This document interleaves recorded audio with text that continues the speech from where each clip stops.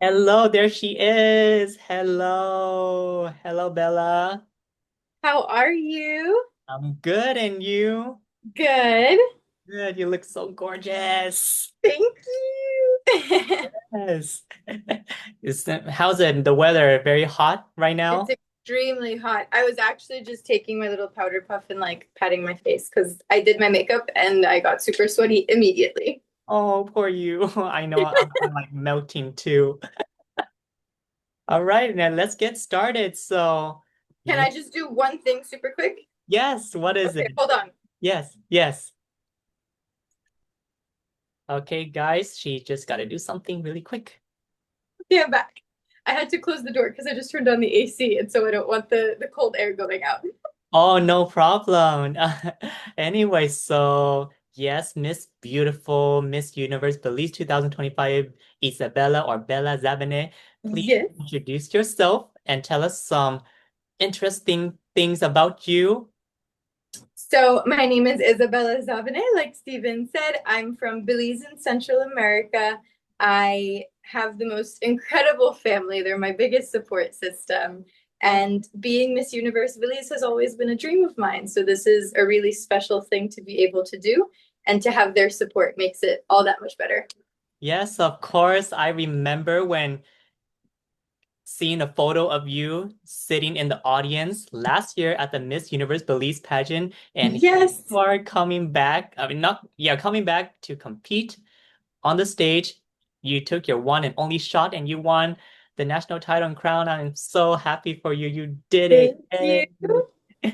Yeah, you did it. I'm so proud of you. And any advocacy that you have that you want to tell people that what you're doing, what you're advocating for? Mhm. Yeah, of course. So, just in a broad sense, I'd say pretty much women empowerment is what I'm really focused on. But my specialty or what I specialize in is confidence, a secure identity, and your value.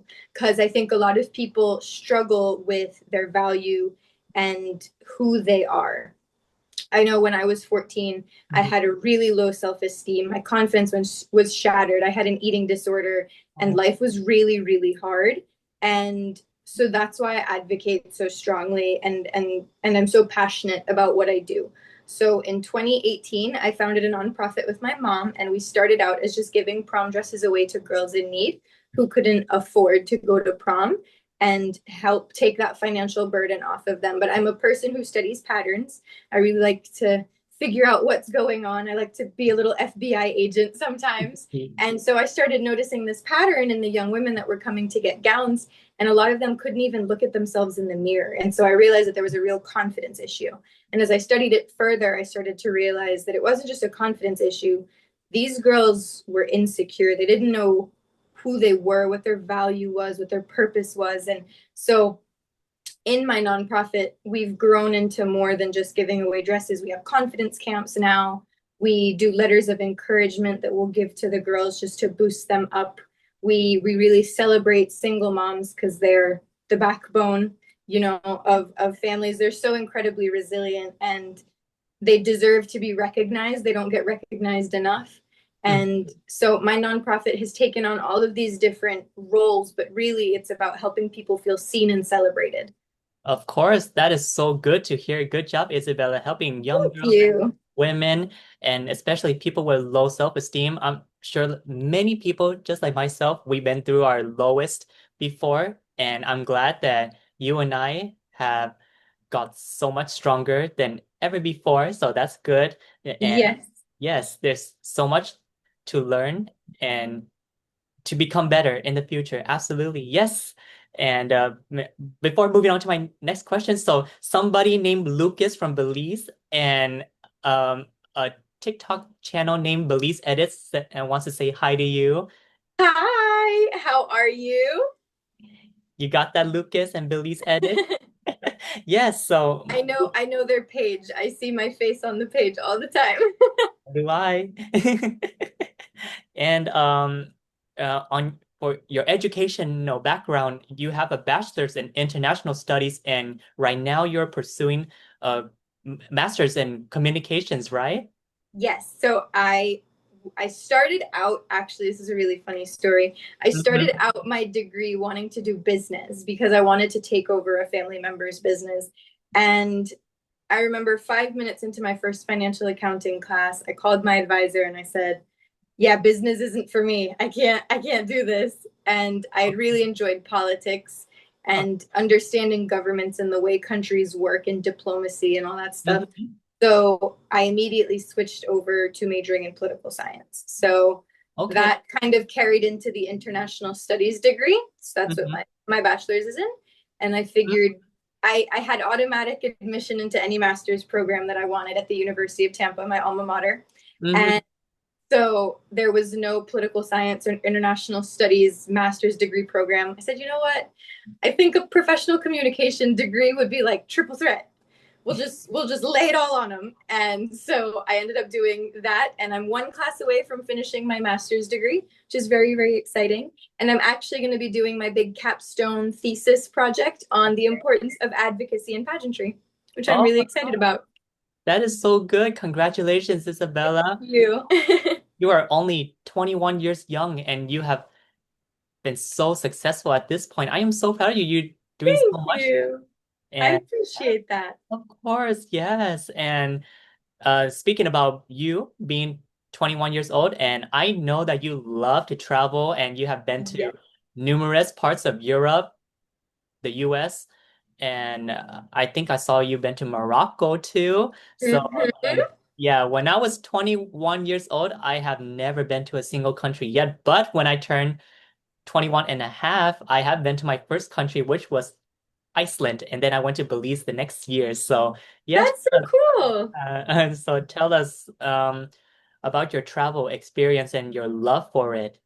Yeah, of course. Mhm. So my family loves traveling. We always have. And so every summer we would travel to the States and we would always make a trip out of whatever we were doing or wherever we went. We every time Mhm. we had free time, we were on the road, we were going somewhere. Yeah. And so it's actually really funny. One of the compliments that my parents received when I was little was that I was such a good traveler. Me and my sisters, we did so well in airplanes, and it was always this big compliment.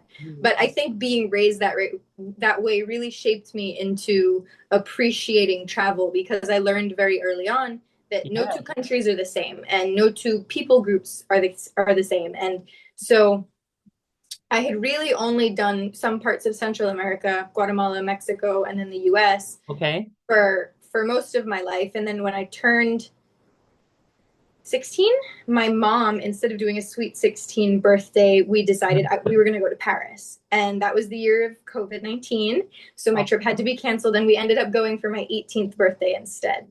So in 2022, we went to Paris, me and my mom, and it was the most incredible thing. That was my first time in Europe. Mm. And it was after that trip that I decided there is absolutely no way that this is going to be the one time I come to Europe. There was so much more to see, and I could feel that. And Yes. so the next year, I was transferring into the new university I was going to finish my degree at. And Mhm. so this goes back a little bit to the degree, but part of the international studies graduation requirements was studying abroad. And I was like, yes, I'm going to do that because Mhm. I have to study abroad. So I have to go somewhere and do something. Okay. And so I decided I was going to study abroad in Barcelona because I wanted to get better at my Spanish. Mm-hmm. And mi español es muy mal, pero lo intento. Living in Barcelona helped. It Está helped a bien. lot. Está bien. And I lived in Barcelona for 5 months. Okay. And I got to travel to Morocco, and just about every weekend I was in a different European country, which is the most incredible thing.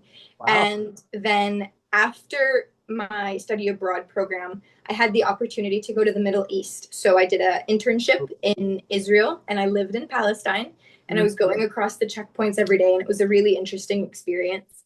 And Thank I would go back and do it immediately. I absolutely love the work I did there. And Okay. there's not a day that goes by where I don't miss it. Mm-hmm. But after coming back from those travels, I've been back to Europe once since then. And um oh, it froze. Am I back? You're fine. You're fine. Okay. You're fine. Okay. Mm-hmm. I was worried for a second. So I went back to Europe once, and I mean, I've really just loved it. I've been to 20 countries total at the age of 21, and I'm really excited to make Thailand the 21st country Yeah. at age 21. So Yeah. that's gonna be really exciting. And then this is actually a little fun fact. On my trip home, Okay. I have a 9 hour layover in Seoul. So I'm gonna be checking another country off the list. I'm gonna Yes. go explore Seoul. So that's really Oh, exciting. yes. Wow. That is so incredible. I love that story that you're telling me. That is a lot. That is a lot of places and countries that you have been to, and I'm sure that you felt fatigue at times doing all of that. I cannot imagine traveling that much in such a short period of time.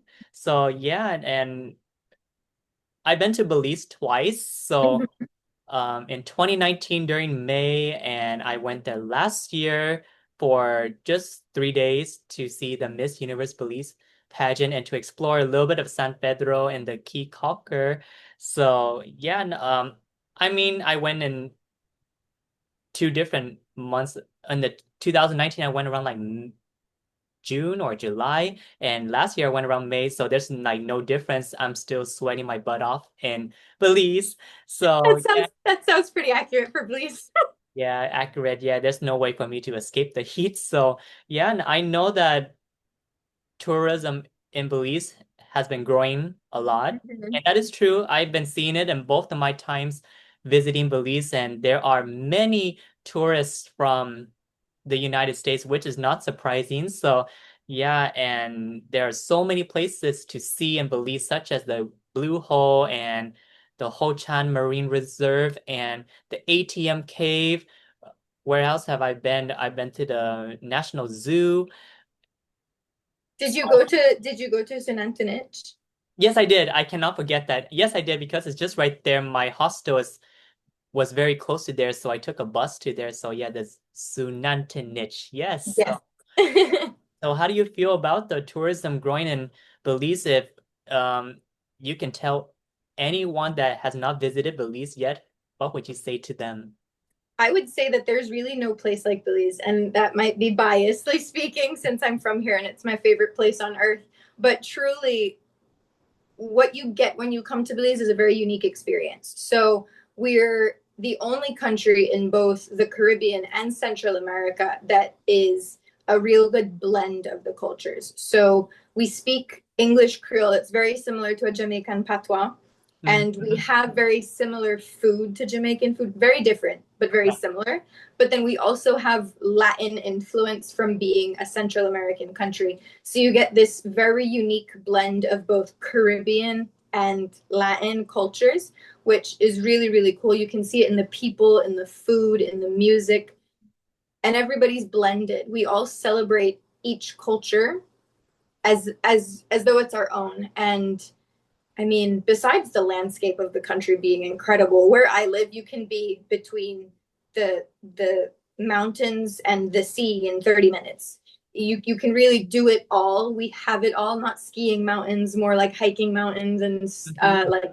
like rainforest mountains, but it's it's a really cool experience and we speak English, so I think that goes to help with a lot of the English speaking tourism that we have that might deter some people from going to other parts of Central America, Mhm. which is great. But one of the things that I love is that every time people walk away from Belize and go back to wherever they come from, they always say that it was the warmth of the people and the smiles on the faces of the people who were just there who loved having them and made them feel like family. That's the best part of Belize. We're a very warm culture and we depend so heavily on tourism for our economy that we love that people come and want to experience us. That's a very great answer. Yes, indeed. I would Ew. say the same thing to the people that have not been to Belize too. And yeah, I've been there twice, like I said. And if anyone asks me how was Belize and such, yes, definitely I would say that the people are so warm and nice, friendly, very diverse. And yes, I do hear English, Belizean Creole, Spanish, um, Mm-hmm. being spoken in Belize. And I would love to tell you that one time when I went, I saw a billboard of a woman holding a chicken that was like fresh out of the oven that says this the wee chicken, and the Yes. woman that Okay, you can talk Creole. yes, yeah, the woman that sat behind me on the bus, she saw it and read it and kind of like chuckled, like hee, this is the wee chicken. And I told another Belizean, what does that mean in the language? So it translates to this is our chicken. Mm-hmm. Yeah, because I kind of mistranslated this the wee chicken. I thought it means this is the freeway chicken because we're on the highway and there's a billboard right there. So yeah, I my poor self thought that means this is the freeway chicken. So no, have have a funny story about Creole. I'm gonna go grab my charger because my computer is dying, no and I'll be problem. right back. 2 seconds. No problem. Did you hear that, my fellow Belizeans? That I know a little bit some Belizean Creole, this stuff, but we chicken.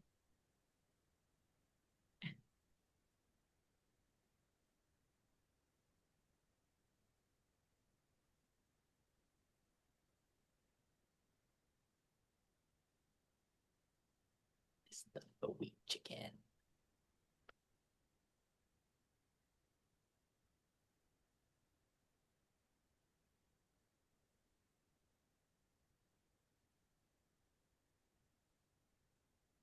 It was being so stubborn. You're good. You're good.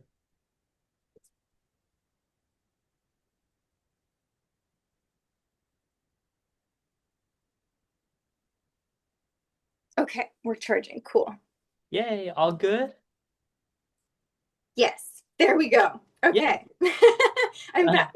No problem. So moving forward, and I know Belize is very diverse. Mm-hmm. Garifuna, mestizos, and Mennonites, um, and so forth. So tell us about the diversity of Belize. Yeah, of course. Like I said earlier, that's one of the things that I absolutely love about Belize. Mm-hmm. And the people are so warm and very inclusive of one another.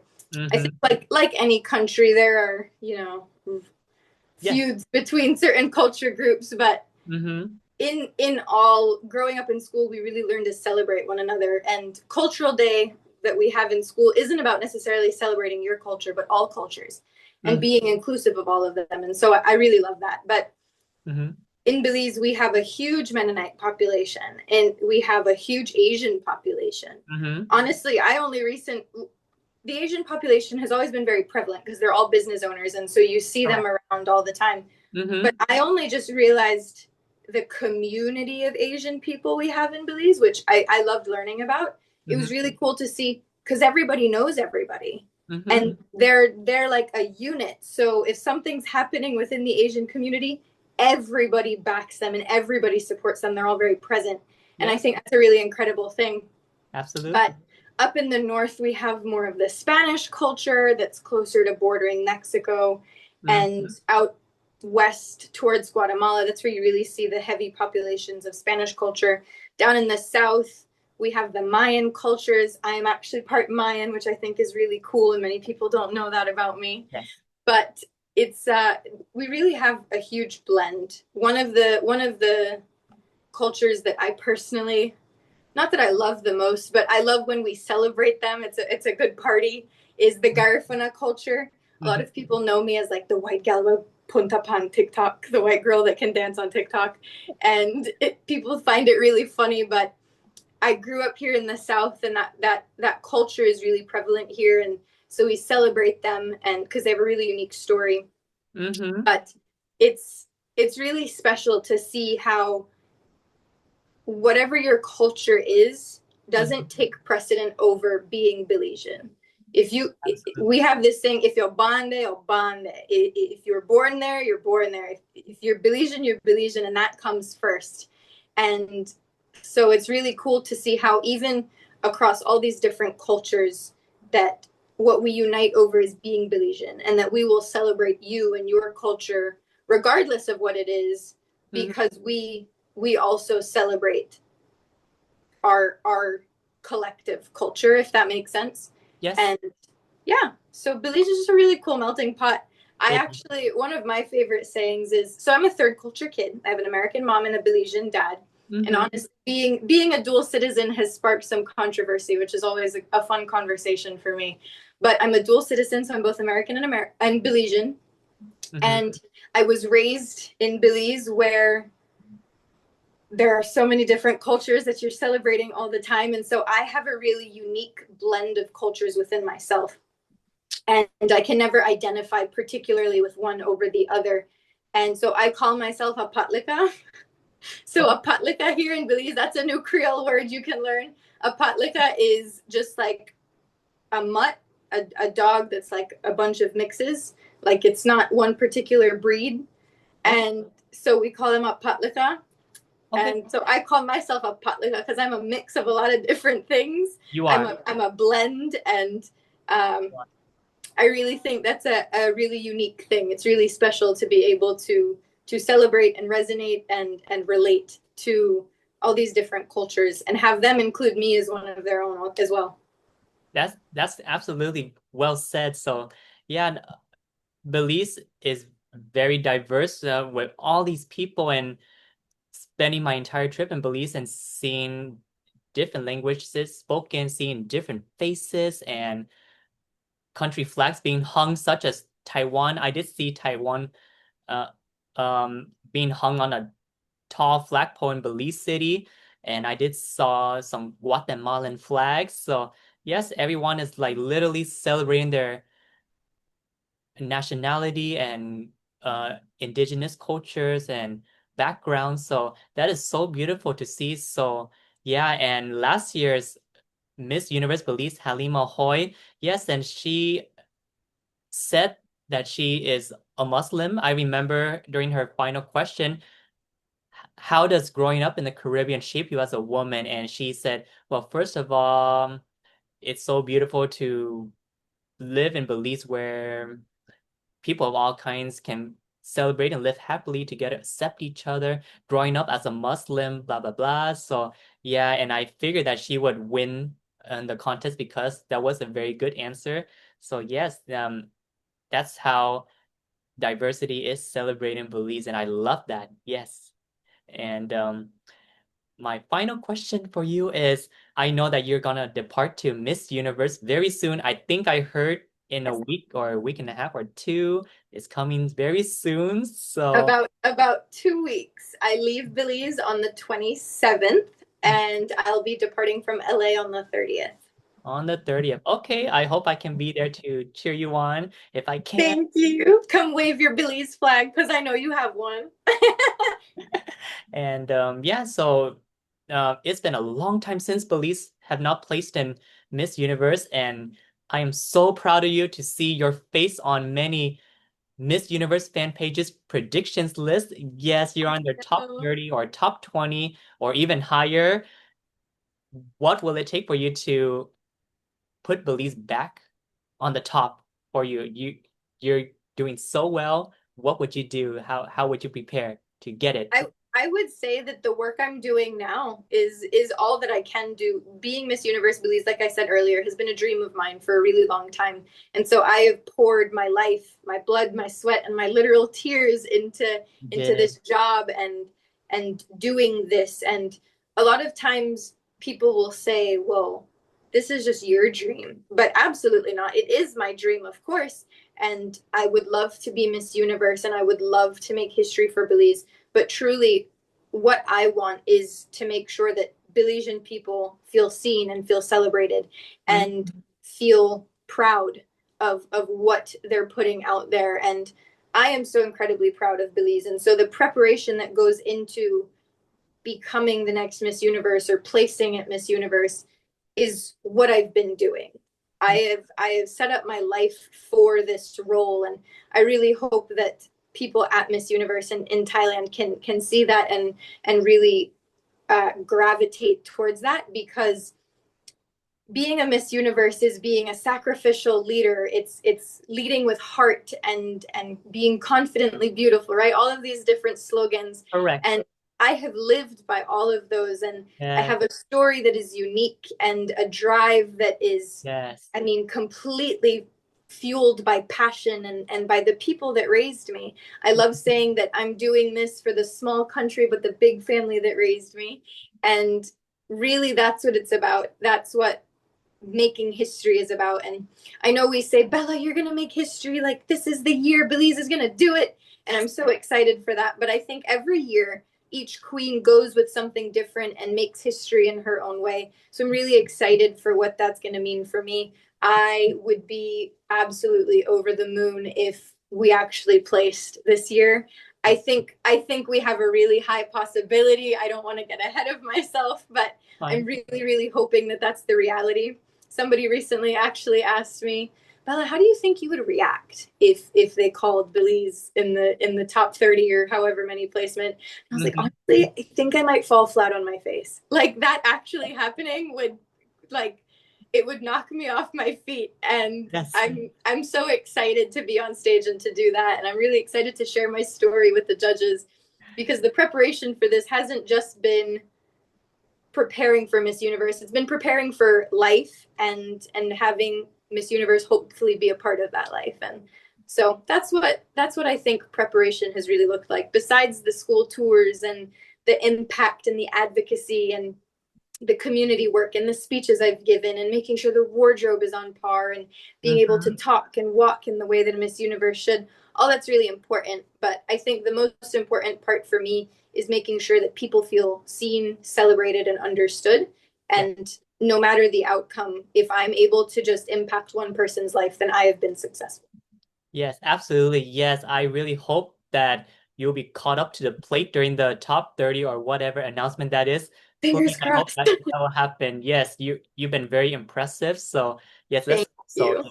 Yeah. Don't let that make you nervous that there will be 135 confirmed contestants competing head to head for this year, which is the record for Miss Universe, the most amount of contestants. So don't let that make you feel nervous or anxious, whatever that is. But as long as you got the love and support from us, you can feel confident. You got this, Isabella. And I look forward to hopefully meet you in LA to say goodbye to you. Yes, that would be so sweet if you were there. And if not, then I would definitely see you in Thailand. I wish you all the very best as you go. And you can do this, Isabella. You know that you have my support, like I've been Thank supporting the past you.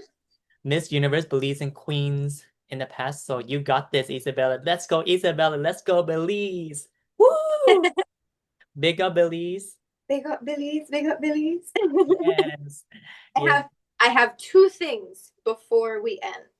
Sure thing, So please. I'm gonna teach you some Creole, right? Please. Mm-hmm. So there's two lines in Creole that people, if I say to somebody who's not a native Creole speaker, they'll look at me like I'm crazy.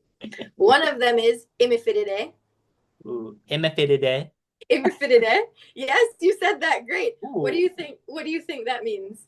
Imifidide. I think it means don't worry, like Hakuna Matata. I don't know. So imifidide means he was supposed to have been there. So if somebody says like, "Oh, where's Steven? Isn't he supposed to be at the party?" And the person responds, "I don't know, imifidide." Like he was supposed to be there. He was supposed to be there. He was supposed to be there, or she was supposed to be there. Imifidide. It can go both ways. People ask me to say things in Creole all the time, so that's one of the things I say, and they're just like, "What? What did you say?" It leaves their head scratching. And then the other one is "I want wata." I'm a water. I want wata. I am a what? Ooh, I cannot say that. So that one's the tongue twister that Yeah. that literally again leaves people scratching their head. They're like, "Wah wah wah wah what?" But it's just saying, "I'm gonna want a water," or "I want a water." I assume since I Yeah, heard water at the end. wata. Yeah. That's actually the really fun thing about Creole. Some of it genuinely just sounds like English. Mm-hmm. When I say water or when I say wata, I don't hear any difference in my brain, which is probably a bad thing. There is a difference, Okay. but Uh, Awamawawatha is just one of those fun things. Anyways, those are my two little Creole things for you. When Yay. do you leave for Thailand? Well, around November 12th, and it's gonna be like a 22 hour flight to there. So Yep, tell yeah. me about it. I was Hmm. just looking at my flight info and I looked and I forget where my first layover is because I have a layover, but it said like 17 hours. And I just, whew, Mine's to that's a, China. that's a long trip. It will be, yeah. And Mhm. last time when I went to Thailand for Miss Universe 2018 to support Janelle Fraser, yeah, and, I did flew with I think Xiamen Airlines to I think Guang I don't know, somewhere in the north, and then to Xinjiang, and then to Bangkok. So this time I'm gonna go to I think Guangzhou or somewhere, and then um Thailand. Yeah. I think mine is Hong Kong. I'm not Hong sure. Kong. Okay.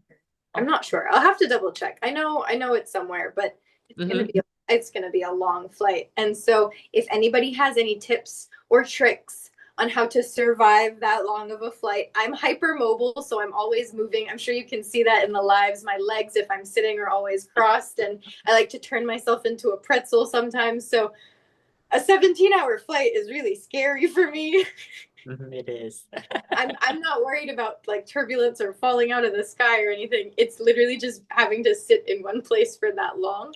I know. So pray for me. If you do Yes, anything, pray for me. yes, pray. I'm Yeah. gonna need prayer for these flights. But I'm really, yeah, exactly. I'm gonna enjoy it fully. I'm gonna download a lot of movies and just be like, you know what? When I land, I'm at Miss Universe. I'll be trying Exactly. to sleep. Yeah, we'll figure it out. Just think of that. I'm going to Miss Universe. I'm going to Miss Universe. Don't think about the painful layover. Just think like that. You got it. Just think, no, I am Miss Universe. I am Miss Universe Manifest it, 2025. speak it into existence. Yes, yes. There you go, Bella. Yes, yes. All right, and Bella, thank you so much for being a part of my interview. Thank you for And having me. of course, it's been a pleasure, yes. And you know that we will meet again sometime soon. Very soon. I'll be excited to see you, whether it's at the airport when I leave or in Thailand. Yes, for sure. Love you, Bella. Love you too. Bye, everybody. Thank you for joining us. This was a lot of fun. Mm-hmm. Take care. Have a good night. Bye. Bye.